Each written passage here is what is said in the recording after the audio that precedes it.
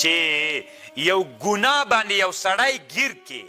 نو دغه سړي نه ته ویډیو وکې هغه ویډیو نشر کې نو صحیح ده یو دغه انسان ګناه کړي خو دا انسان عزت لري هغه به اولاد لري هغه به ورونه لري هغه به پلار لري هغه به قوم لري بې عزته کول دا په مسلمان باندې حرامه ده ګناه یې کړې یو سړي زنا وکړله په شرعه کې هغه ته څوک سته خپله سزا ورته معلومه ده ته چې له هغه نه ویډیو وکې او په داسې یو حالت کې ویډیو تېر نه وکې چې هغه میډیا کې نشر کې نو یو خو دې دغه سړي هغه حتک وکړه دا هم دغه مجرم هم د ګناه څوک سو مرتکب سو او څوک هم د ګناه مرتکب سو دا چا چې ویډیو کړی دی هم د ځکه هغه هم فرض پرېښود هغه هم فرض هغه هم مرتکب د حرام اوس هغه چا چې ویډیو کړی هغه سړی باید محکمه کړل سي لکه څنګه چې هغه زندان ته ویوړل کېږي دا هم زندان ته ویوړل سي طالبانو ورونو د نږدې ورځو کې د هرات په ولایت کې یوه پېښه وسوه تاسو ډېر به خبر یې لیدلي به مو یې طالبانو یعنې تقریبا مسلمانان یعنې ما نه بیخي ډېرو مجاهدینو غوښتنه وکړه د مختلفو ولایتونو نه چې دا اسلام کې روا ده طالبانو دا اوس هم سته که نه طالبانو چې بعضې خو داسې په دې ټولنه کې نااهله انسانان سته ده چې همغه د بېحیایي عکس دی په خپل فیسبوک باندې دغسې لګولی وي هغه وضعیت باندې لګولی طالبانو دا د انسان څومره لویه بېعزتي ده نو طالبانو ورونو صحیح ده زنا یې وکړله سړي هم زنا وکړله ښځې هم زنا وکړله بویزه د الله حکم رجم و که حد دواړه پرې باندې عملي کړه دا د الله حکم د پرې عملي کړه دا ملت په دې باندې خوشحالېږي که نه خوشحالېږي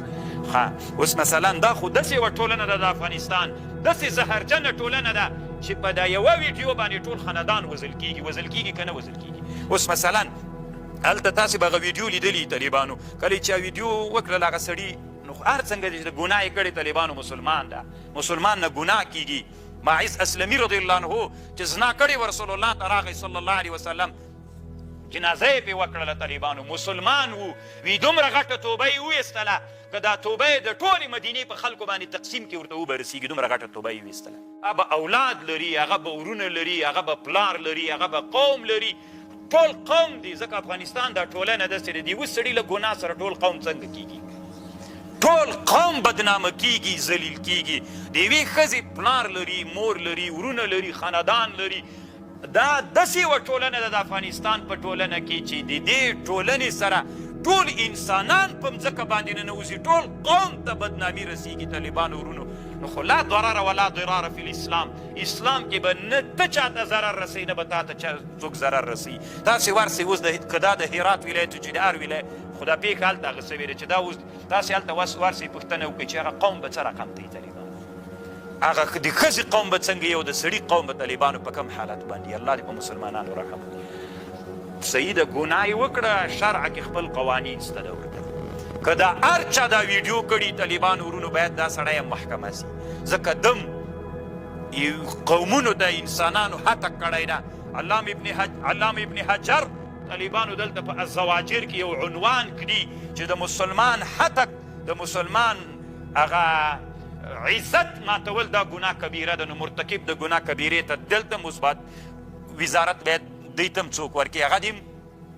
که رجم یې رجم دي کړي او که بل حکم یې بل حکم دي کړي چې چا دا ویډیو کړې ده د هغوی کور صحیح ده ته که د امر بالمعروف ولی که ته عادي سړی ویډیو دې کړې ده که هر څوک یې دا سړی دې پیدا سي ولې دې بیا دې چې وکړه نشر کوله دې